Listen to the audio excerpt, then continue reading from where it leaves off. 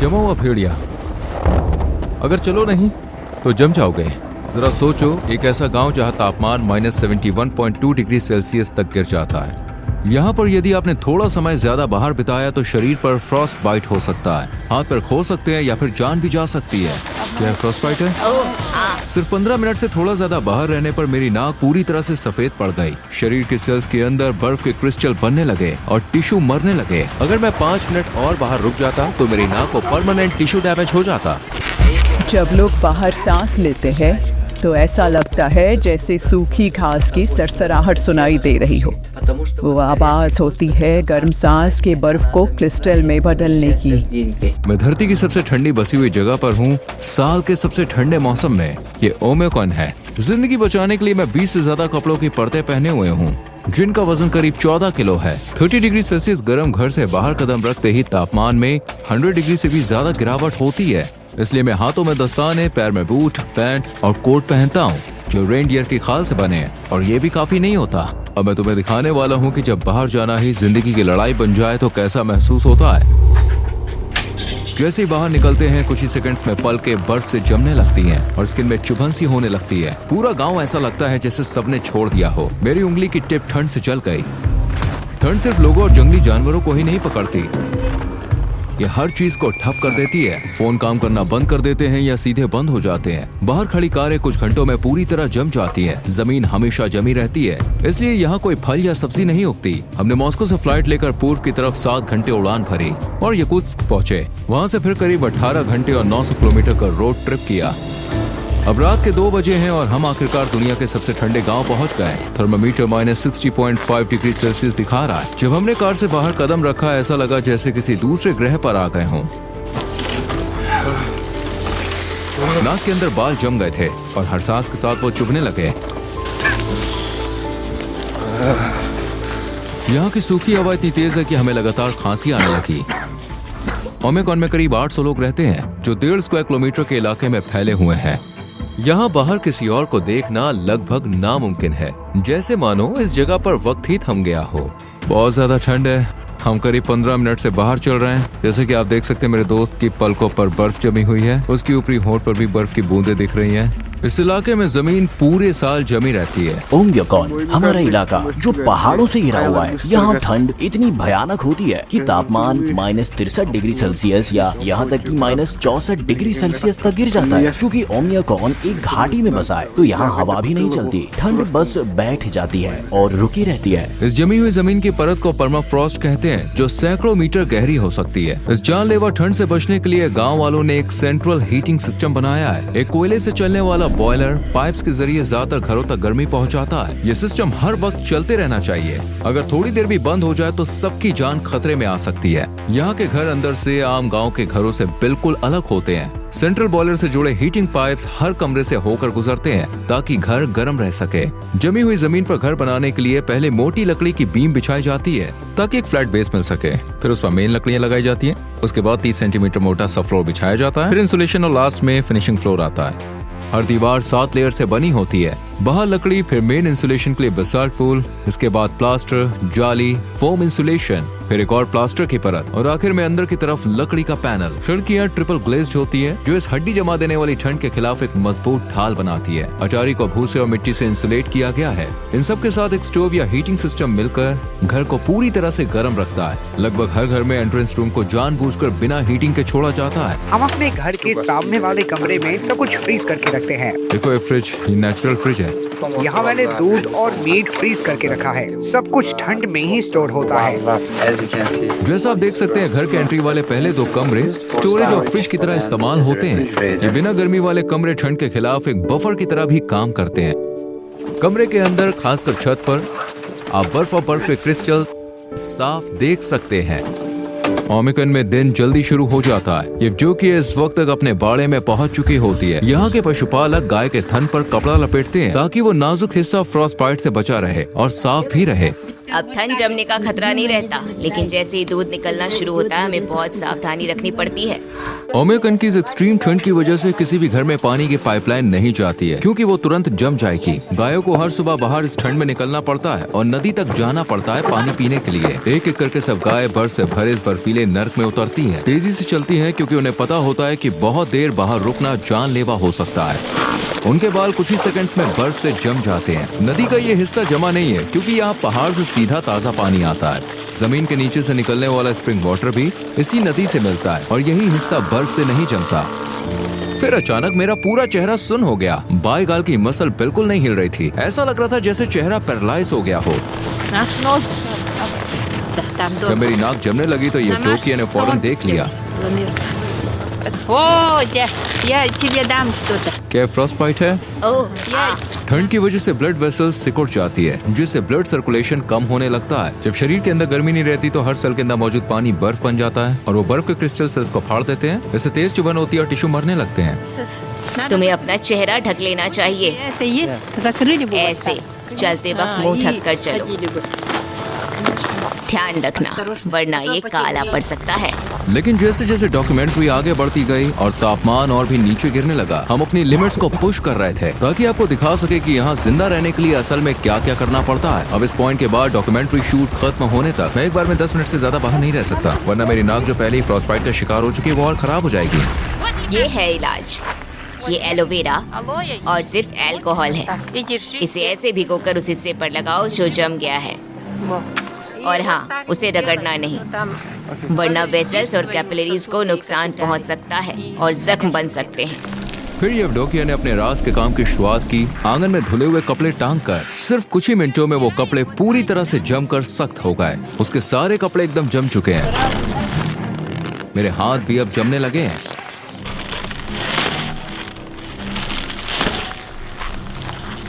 इसके बाद वो सीधे अपने बाड़े की तरफ गए गायों का दूध निकालने के लिए। मैं याकुट की गाय पालती हूँ क्योंकि इनका दूध बहुत हाई क्वालिटी का होता है। इनमें फैट कंटेंट 7 से 8% तक हो सकते हैं। जैसे कि आप देख सकते हैं छत पर कुछ बर्फ और बर्फ के क्रिस्टल जमे हुए हैं, लेकिन अंदर का माहौल फिर भी गर्म है। दीवारों के किनारे भी बर्फ से ढके हुए हैं। छत से कुछ पानी की बूंदें टपक रही हैं जो अंदर की नमी की वजह से है। पूरा कमरा घास, गर्म दूध और जानवरों की एक सोंधी सी खुशबू से भरा है। अब हम मिलने जा रहे हैं घोड़ा पालक से। हम देखेंगे याकुत के जंगली घोड़ों को उनके असली घर में। मिखाइल, रूही, ये रहे याकुत घोड़े। यहाँ की हालत इतनी सख्त है कि सिर्फ यही घोड़े खुद को इस माहौल में ढाल पाए हैं। आज तापमान कितना है? यहाँ का तापमान करीब -50 डिग्री सेल्सियस है और बाहर ज्यादा देर रहना मुश्किल होता है। हमारे पास खुले मैदान में फेंसिंग का एक सिस्टम है। ये घोड़े ज्यादातर खुले में ही चरते हैं। इन याकुटियन घोड़ों को गर्म शेल्टर की जरूरत नहीं होती। ये -70 डिग्री सेल्सियस की ठंड में भी दिन रात खोले में रह सकते हैं। आम घोड़ों की तुलना में ये कद में थोड़े छोटे होते हैं, जो इन्हें सर्दियों में बाहर रहने में मदद करता है। क्योंकि छोटा शरीर मतलब कम एरिया में गर्मी बरकरार रहती है। इनका शरीर काफी फूला हुआ, मोटा और गोल दिखता है। ये इनकी मोटी फर की वजह से है और उनके खुर भी काफी लंबे हैं, जो उन्हें इस जमा देने वाली जमीन पर बहुत देर तक खड़े रहने देते हैं। इन्हें पकड़ा नहीं गया है, इन्हें बस यहाँ खाना खिलाया जाता है। इनका शरीर ही इनका खाना है।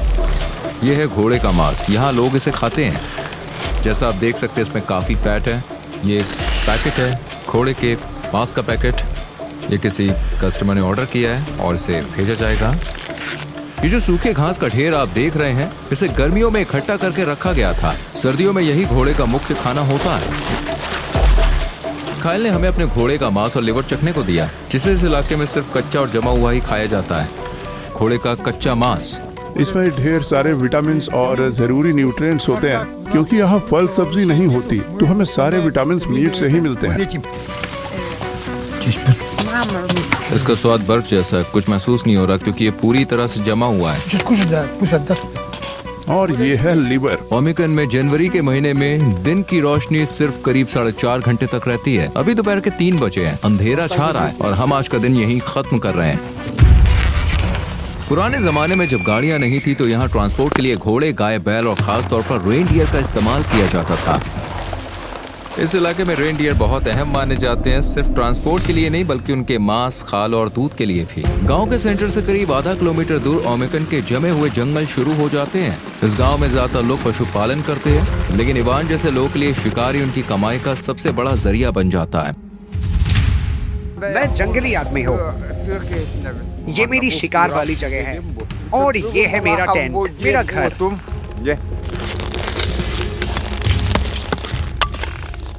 वो अभी आग जला रहा है। हमें इस आग की जरूरत है क्योंकि यहाँ बहुत ज्यादा ठंड है।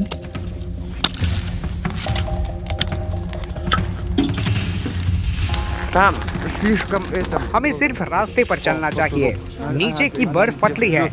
हम जमी हुई नदी की तरफ जा रहे थे जहाँ इवान ने एक दिन पहले मछली पकड़ने का जाल लगाया था। इवान ने हमारे कैमरामैन को टाइम पर रोक लिया। वो बर्फ की एक टूटी हुई सतह पर कदम रखने वाला था। एक गलत कदम और वो पानी में गिर सकता था ओ रुको।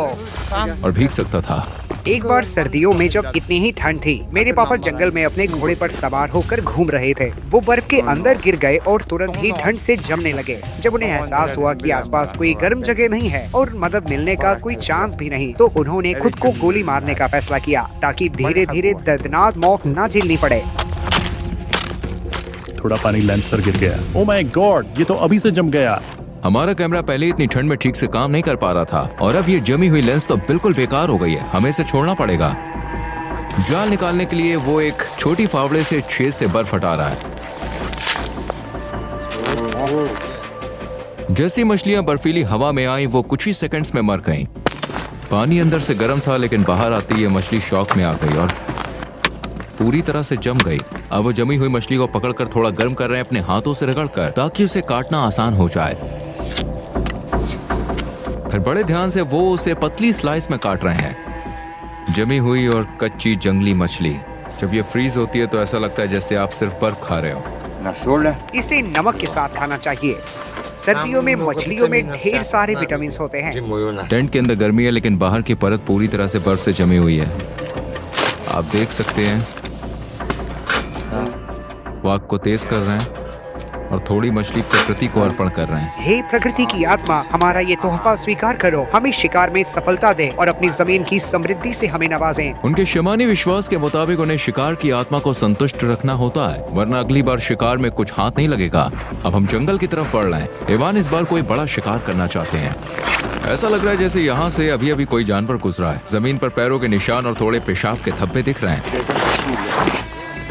देखो, ये रोड डियर के पैरों के निशान है। हम उसके काफी करीब आ चुके हैं।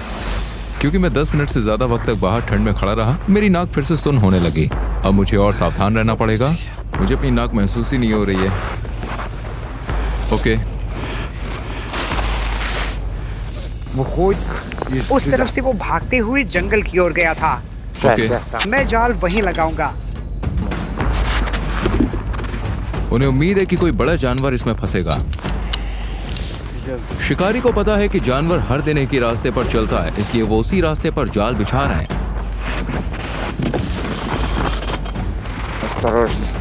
अब वो जाल को बर्फ से ढक रहे हैं। जाल के आसपास के निशानों को मिटाने के लिए वो कुत्ते की पूंछ का इस्तेमाल कर रहे हैं। हम बाद में फिर यही लौटेंगे देखने के लिए कि ये क्या पकड़ता है, लेकिन उससे पहले इवान उस जाल को चेक करना चाहते हैं जो उन्होंने कल लगाया था। वो बर्फ से ढके इलाके को ध्यान से स्कैन कर रहे हैं। ये पूरा इलाका मेरे लिए किताब जैसा है। जब बर्फ गिरती है, मैं उनके पैरों के निशानों से ट्रैक करता हूँ कि कितने जानवर हैं। मुझे पहले से पता है कि इस इलाके में कितने जानवर रहते हैं। और ये रहा बर्फ पर पड़ा हुआ एक दमदार शिकार। तुम्हें एक खरगोश मिला है और वो भी बहुत बड़ा। हम सबके खाने के लिए काफी होगा। उसे जाल ने नहीं मारा, वो वहीं फंसा रह गया और जानलेवा ठंड ने उसकी जान ले ली। तो यहाँ प्रकृति कोई मजाक नहीं करती। ये जाल उस जाल से छोटा है जो हमने आज लगाया था। अब देखना है कि अगली बार क्या फंसता है, लेकिन फिलहाल आज रात आग पर मीट पकेगा। ओम्याकान में खरगोश बहुत मिलते हैं। युद्ध के समय हमारे लोग इन्हीं खरगोशों का शिकार करके जिंदा बचे थे। तुम्हारा ने खरगोश पकाया, अपने घर में डिनर टेबल तैयार की। इसमें बिल्कुल फैट नहीं है, ये बहुत लीन मीट है, थोड़ा सूखा लगता है। आगे आने वाले कुछ सीन शूट करना हमारे लिए सबसे मुश्किल था, लेकिन द ओलेंगोव्स की मदद से, जो रूरल रशिया पर यूट्यूब का सबसे बड़ा चैनल है, हम ये सब शूट कर पाए। सुबह की पहली रोशनी में हमें घर के पास कुछ ऐसा दिखा जिसकी उम्मीद नहीं थी। एक विशाल सांप की मूर्ति जो पूरी की पूरी गाय के गोबर से बनी हुई है। उसका वजन 360 किलो से भी ज्यादा है और इसे एक लोकल किसान ने बनाया है। यहाँ का सब जीरो क्लाइमेट पानी की पाइपलाइन को भी चलने नहीं देता। अगर पाइप लगाया जाए तो उसके अंदर का पानी तुरंत जम जाएगा। इसलिए लोग अपनी जरूरतें ऐसे पूरी करते हैं जैसे हाथ धोने के लिए टैंकों में पहले से स्टोर किया गया पानी इस्तेमाल करना। हमारा सिंक काफी पुराना है। नीचे एक बाल्टी रखी है जिसमें पानी गिरता है और जब भर जाती है तो उसे उठाकर बाहर फेंक देते हैं। एक बार फिर यहाँ प्लम्बिंग सिस्टम न होने की वजह से घरों में ना तो शावर होता है ना टॉयलेट। इन जरूरी सुविधाओं को बैग में बनाए गए कैबिन्स में रखा गया है जो बिना हीटिंग के होते हैं। सीवेज सिस्टम न होने के कारण इंसानी वेस्ट वहीं जमा रह जाता है जहां उसे डाला गया है। जैसे ही वेस्ट हवा के संपर्क में आता है वो तुरंत जम जाता है और धीरे धीरे बर्फ के खंभों की तरह जमा होता है जो कभी कभी 1 से 2 मीटर ऊंचे हो जाते हैं और फिर धीरे धीरे टूटते हैं। जब किसी को टॉयलेट जाना होता है तो उसे पहले काफी सारे कपड़े उतारने पड़ते हैं और जल्दी करना पड़ता है ताकि ठंड से जम ना जाए। ये कोई आरामदेह अनुभव नहीं होता। लेकिन ये टॉयलेट थोड़ा अलग है, इसमें हीटर है, पर प्रॉब्लम ये इसे वेंटिलेट नहीं किया जा सकता क्योंकि बाहर की ठंडी हवा हीटिंग सिस्टम को खराब करती है। ओह देखो, अरे वाह। इस तरह के टॉयलेट को ठंड से बचाने के लिए अब भी इस्तेमाल किया जाता है। हालांकि इसके अंदर अक्सर तेज बदबू जमा हो जाती है। नहाने, खाना बनाने, बर्तन धोने या बस पानी पीने के लिए साफ पानी जरूरी होता है। लेकिन यहाँ पानी हासिल करना अपने आप में एक बड़ा प्रोसेस है। लोग यहाँ नदी से बर्फ के ब्लॉक्स काटते हैं, फिर उन्हें पिघलाकर ताज़ा पानी बनाते हैं ताकि रोजमर्रा के काम हो सके। इस वक्त आप जो देख रहे हैं वो एक सफेद चादर जैसी फैली हुई बर्फ है, लेकिन उसके नीचे एक जमी हुई नदी है जो यहाँ पानी का इकलौता स्रोत है। अब वो एक चिसल से मोटी बर्फ को काट रहे हैं। अगर बहुत ठंड हो तो जल्दी काम करना पड़ता है वरना खुद ही जम जाओगे। जैसे जैसे हम एक एक करके ठोस बर्फ के ब्लॉक्स काटते हैं, उन्हें उठाकर स्लेट पर रखते जाते हैं। 1 2 3 ओप्स। हमने स्लेट पर उतने बर्फ के टुकड़े लाद दिए हैं जितना वो उठा सकता है। हमारे पूर्वज इन बर्फ के ब्लॉक्स को बैलगाड़ियों से ले जाते थे। निकोलाई, ये कितने दिन चलेंगे? मेरा परिवार बड़ा है, ये शायद 2 या 3 हफ्ते चल जाएंगे। ये बड़े बड़े बर्फ के टुकड़े या तो घर के अंदर के किसी ठंडे कमरे में रखे जाते हैं या फिर सीधे बैकयार्ड में बाहर। वो इन बर्फ के टुकड़ों को ड्रम में डालते हैं, फिर जब ये पिघल जाते हैं तो उन्हें पीते हैं। बल्कि वो अपने पड़ोसियों के साथ भी इसे बांटेंगे ताकि सभी लोग इस साफ पानी से नहा सकें। इस गांव में नहाने की शुरुआत नल खोलने से नहीं होती बल्कि लकड़ियां काटने से होती है।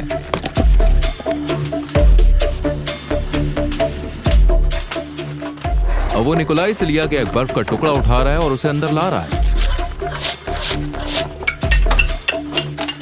हमारे दादा दादी तो 2-2 घंटे तक नहाते हैं। हम आमतौर पर 1.5 घंटे तक नहाते हैं। और तुम्हें अपना नहाना पूरा करने में कितना टाइम लग जाता है? पूरा प्रोसेस लगभग 4 से 5 घंटे लेता है। हम हफ्ते में 1 बार नहाते हैं, शनिवार या रविवार को। अगला स्टेप है जमी हुई शैम्पू की बोतल को स्टोव के पास गर्म करके लिक्विड बनाना। नहाते वक्त ये लोग लोटे से खुद पर पानी डालते हैं। जब नहाना खत्म होता है तो ये फटाफट कपड़े पहनते हैं क्योंकि अब इन्हें 60 डिग्री से बाहर -54 डिग्री सेल्सियस में निकलना है, यानी कुल 114 डिग्री का फर्क। सप्ताह का नहाने का रिचुअल खत्म होने के बाद अगली सुबह जल्दी शुरू होती है। सुबह 7:30 बजे बच्चे एक हड्डी जमा देने वाली ठंडी सुबह में उठते हैं। बाहर अब भी अंधेरा है। घर के अंदर लगे सिंपल वाटर टैंक की मदद से घर की गर्माहट में बच्चे अपना चेहरा धोते हैं और ब्रश करते हैं। लेकिन बाकी जरूरतों के लिए अभी भी उन्हें बाहर वाले टॉयलेट का ही इस्तेमाल करना पड़ता है, जो है ना अपनी बेटियों को स्कूल के लिए तैयार करने में मदद करती है। बच्चे कई लेयर के कपड़े पहनते हैं ताकि बाहर के सफर में ठंड से बचे रह सकें। बाहर जाने से पहले जोआना अपनी बेटियों के चेहरे पर वुल शॉल कसकर लपेटती है जिससे उनका मुंह और नाक ढके रहे और बर्फीली हवा से बचाव हो। अब वो बाहर निकलने के लिए तैयार है। स्कूल तक का रास्ता लगभग आधा किलोमीटर है। हर सर्द सुबह निकोलाई अपनी बेटियों को लेकर निकलते हैं। ओमिकॉन में स्कूल तब तक खुला रहता है जब तक तापमान -55 डिग्री सेल्सियस से नीचे नहीं चला जाता। उससे नीचे जाना बाहर निकलने के लिए बहुत खतरनाक हो जाता है। आज थर्मोमीटर -54 डिग्री सेल्सियस दिखा रहा है। जैसे ही बच्चे स्कूल पहुंचते हैं, दूसरी तरफ इवान जैसे लोग की जिंदगी हर दिन सर्वाइवल और शिकार के इर्द गिर्द घूमती है। इवान के पास यहाँ कई जानवर हैं, यहाँ तक कि उसके पास एक जमा हुआ भेड़िया भी है। उसने इस भेड़ियों को सुबह होने से पहले यानी करीब 2 घंटे पहले हमारे साथ मिलकर लगाए गए जाल में पकड़ा। भेड़िया जाल में फंसा था और ठंड की वजह से मर गया क्योंकि वो हिल नहीं पाया। ठंड में अगर हिलते नहीं हो तो मर जाते हो। ये नर भेड़िया है। अब इवान इसकी खाल बेचेगा और इसके मांस का इस्तेमाल करके नया जाल लगाएगा जिससे वो भालू का शिकार करेगा। वो हमें अपने शिकार का कलेक्शन दिखा रहा है। ये उन लोमड़ियों की खालियां हैं जिन्होंने उन्हें पूरी सर्दी ट्रैक किया और पकड़ा। इसकी फर कितनी मोटी थी, ये तो पूरा बड़ा भालू था। इन भालुओं को मारना पड़ा क्योंकि ये मेरे जानवरों पर बार बार हमला करते थे। हर साल ये मेरी जमीन पर आ जाते हैं और हर बार इनकी संख्या बढ़ती जा रही है। ओमिकन की ठंड इतनी ज्यादा है कि सबसे मजबूत गाड़ियां भी फेल हो जाती हैं अगर उन्हें सही तरीके से तैयार ना किया जाए। अगर कोई गाड़ी कुछ घंटे तक बिना इंजन चलाए बाहर रह जाए तो वो पूरी तरह से जम जाती है और बिना पूरी तरह डिफ्रॉस्ट किए चालू नहीं होती। अपनी कार को डिफ्रॉस्ट कैसे करोगे? हम जेट हीटर यूज करेंगे। हमें नहीं पता कि स्टार्ट होगा या नहीं। हर हिस्सा कड़क बर्फ में जम चुका है, मेटल, फ्यूल, तेल, यहाँ तक की बैटरी भी। वो सबसे पहले कार पर जमी मोटी बर्फ को ब्रश से साफ कर रहे हैं। टायर एकदम पत्थर जैसा सख्त हो गया है। बाहर का तापमान -56 डिग्री सेल्सियस था। टायर पंक्चर नहीं हुआ है, बल्कि इतनी ज्यादा ठंड में अंदर की हवा सिकुड़ जाती है जिससे टायर पिचक जाता है। ये लोग इस सेटअप को इंस्टॉल कर रहे हैं ताकि गाड़ी को गर्म किया जा सके। हम इसे पूरी तरह से बंद करने की कोशिश करते हैं ताकि जो गर्म हवा अंदर है वो बाहर न निकले।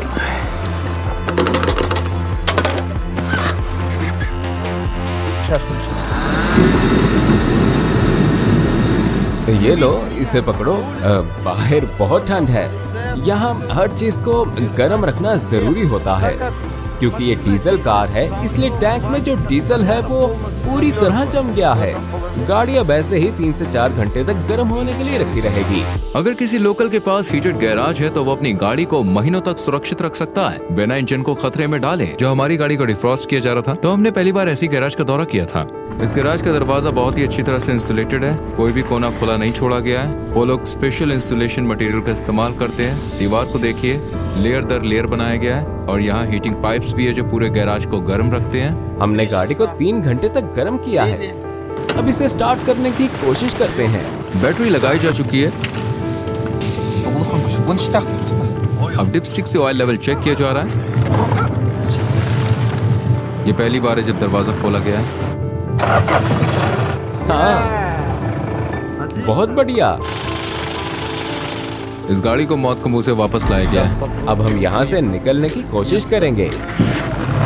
ओमिकन में जिंदा रहने का मतलब प्रकृति पर जीत पाना नहीं है, बल्कि उसके साथ तालमेल बनाकर जीना है। प्राचीन शामनिक ज्ञान से प्रेरित याकुट लोग ठंड से लड़ते नहीं, बल्कि उसे सम्मान देते हैं और उसके नियमों के साथ जीते हैं। देखो, तापमान जरा भी ऊपर नहीं जा रहा है। यहाँ सबसे बेरहम सर्दियों का सामना डर से नहीं बल्कि रिवाजों और विश्वास से किया जाता है। इस अटूट यकीन के साथ कि प्रकृति जितना लेती है उतना ही लौटाती भी है। ये सिर्फ जिंदा रहने की कहानी नहीं है, ये है प्रकृति के साथ जीने की कहानी। एक बहुत बड़ा धन्यवाद मेरे प्यारे दोस्त तुर्गत एकिंग को, जो इस पूरे सफर में हरदम मेरे साथ थे। उन्होंने भी ओमिकन में एक वीडियो शूट किया जहां उन्हें एक लोकल परिवार से खास इनविटेशन मिला और उन्होंने इस जमा देने वाले गांव की रोजमर्रा की जिंदगी को कैमरे में कैद किया। और हाँ, जब मैं तुर्गत के साथ शूट कर रहा था तो हम दोनों ने -55 डिग्री सेल्सियस पर जमी हुई नदी में छलांग लगाई। ये मेरी जिंदगी के सबसे एक्सट्रीम एक्सपीरियंसेस में से एक था। अगर आप इस सफर के अनदेखे फुटेज देखना चाहते हैं और इस इलाके की संस्कृति और परंपराओं को और करीब से जानना चाहते हैं तो यहाँ क्लिक करें और तुर्गत की डॉक्यूमेंट्री जरूर देखें।